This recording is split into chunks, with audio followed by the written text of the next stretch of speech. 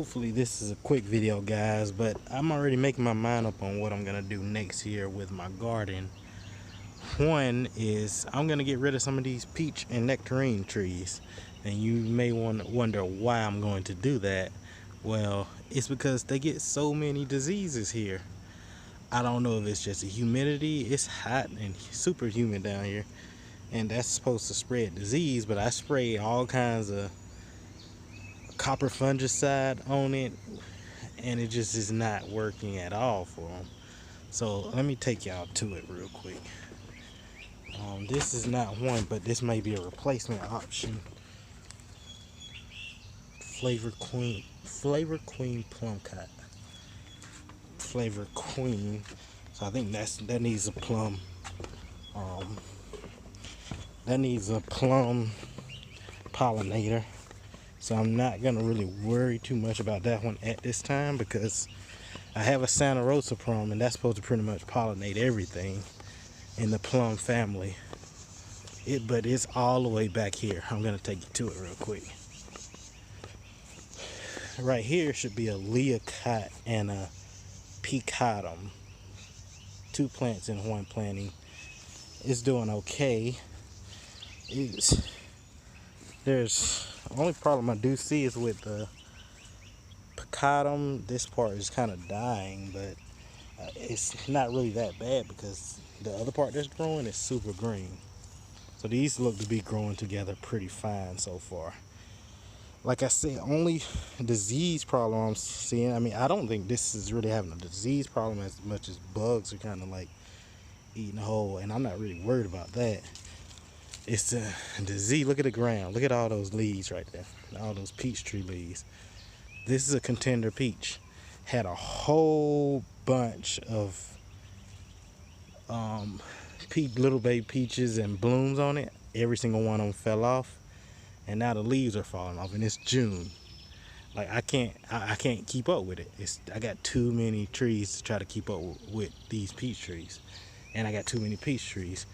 One problem I had last year was with my pear tree, this Florida home pear, getting blight, and it has seen no blight this year. Very weird. So I'll let this stay. Here's the Santa Rosa plum right here. It's doing fine as expected. Very green, no disease. The plum has no disease. Here's my nectarine. It has the least amount of disease than all of my nectarines and peaches. I know they're supposed to have kind of the same types of diseases. It's getting that. That's what it's getting. I don't know what that is. Here's a plum cotton, no disease, very green. The plums are doing great. There's another plum doing great, very green. You know the figs are doing great. Here's another nectarine. Look at the ground. Look around. It's just littered with disease and leaf drop. I'm definitely gonna keep this one because this thing is huge and it's bearing fruit. There's no way I'm gonna get rid of something that's bearing fruit for me right now. So if any of them stays, it's gonna be this one.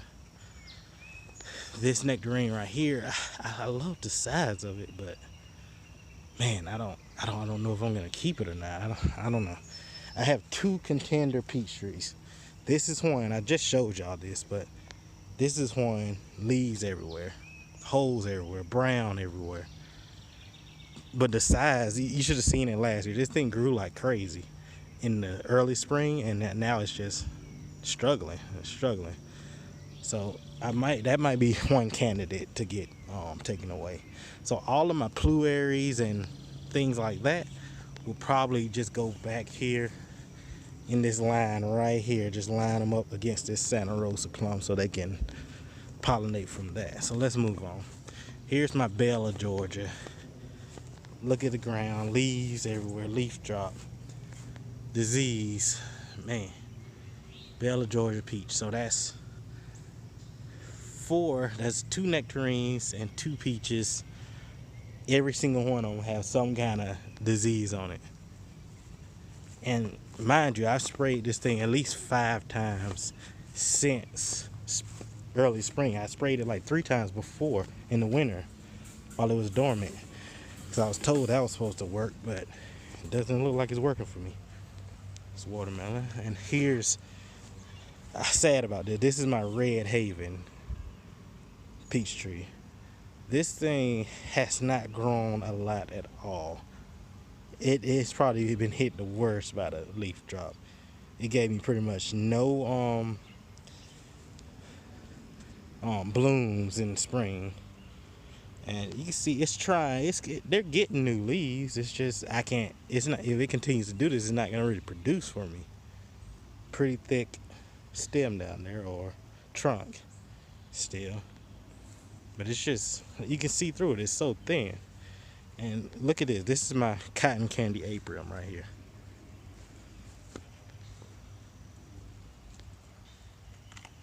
Cotton candy aprium. No disease. It's kind of like all my other apricot and hybrids. It got some holes bitten into it on some areas, but other than that, there's no disease. This thing was the small in the spring. This was the smallest thing we had here, and it was smaller than that, and it was smaller than this. This is another contender peach. This is my other contender peach. This get all day sun. This whole area gets all day sun. Now this is taller. It is about the same height as the contender up there, but it's taller than the Red Haven. So there's a good chance I'm gonna get rid of this Red Haven. I'm not gonna kill it. I'm not gonna like destroy it or anything. I'm just gonna put it somewhere in the back, where in purgatory, where all the other things that don't do well go. So I'm probably gonna I'm gonna buy a cotton candy aprium. I might buy 2 cotton candy apriums next year. Put one right there and one right there to replace these two, because they're not doing well. Look at that. Like, just the problem this year hasn't been the deer, it's been the disease. Usually it's the deer. I got that deer spray. Look at all the leaf drop down there. It's crazy. I got the deer fence, liquid fence, and the deer haven't been around since, which is great, but the disease is killing everything. So let me, before I end this video, I'm gonna take y'all to where I'm gonna actually put these at, like this Red Haven and that contender right there. I haven't decided yet, but I think like I said, I'm gonna put a cotton candy to replace one of these. There's definitely gonna be another cotton candy come here, but then I'm also gonna get another type of aprium, probably like a Flavor Delight, or I have a Summer Delight over there, so I'm probably gonna put that Summer Delight that's in a bucket over there, put it right there, and then put those 2 peach trees that are doing terrible. And at first I thought it was the all day sun, but that's not it. It's because I got stuff over here that don't get all day sun and they got disease, or peach trees over here that don't get all day sun and they got disease.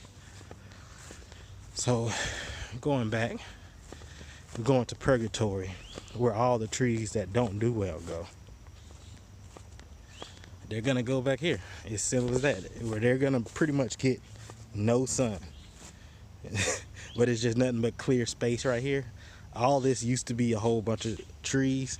I got it cleared out, and well, not really fruit trees, but just random brush and trees that are just growing with no use. And I'm just gonna put the peach trees back here. They probably don't do well, but they're not doing well now, so I don't really care. I'm not gonna get rid of them, because there is a chance that it actually do start to, with age, it'll do better. So I'll give it a shot. Other than that, no, man. I can't give it prime real estate. Those 2 trees are in prime real estate, getting all day sun, and I can't do that. I can't let them do that to me and not produce. So that's what I'm gonna do. Here's my loquat that I have back here that's doing pretty good. It's doing very well for being in pretty much no sun. It's in purgatory, but doing well in purgatory. There are things that do well in purgatory. This pear might as well be in purgatory, but it's doing well. This thing is super tall right now.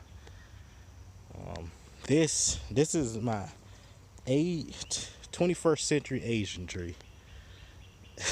It did not make it, nonetheless. It probably blight.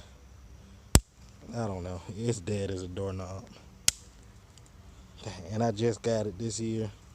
Put it in just before spring broke, and this thing is done for.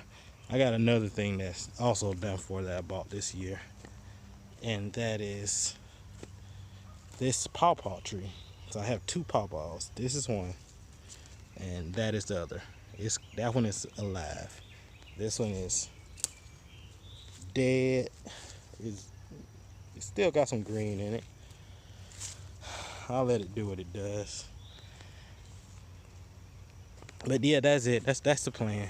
I'm getting rid of moving a couple of peach trees.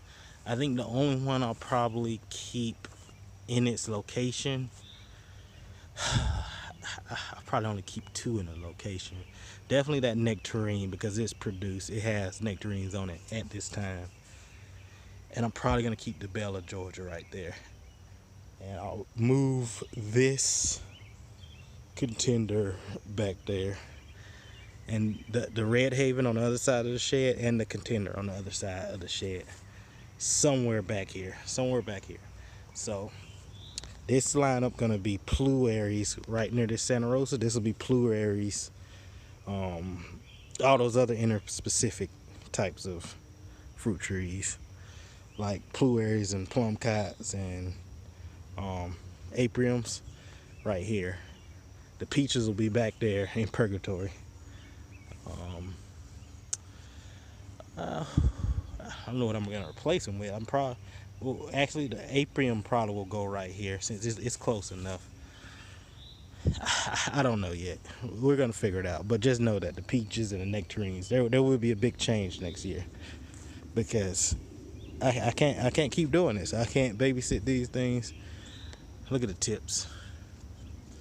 The tips just showing it's not gonna grow. It's not gonna grow this year if it keeps doing that. I mean, some of the tips are fine. A lot are not.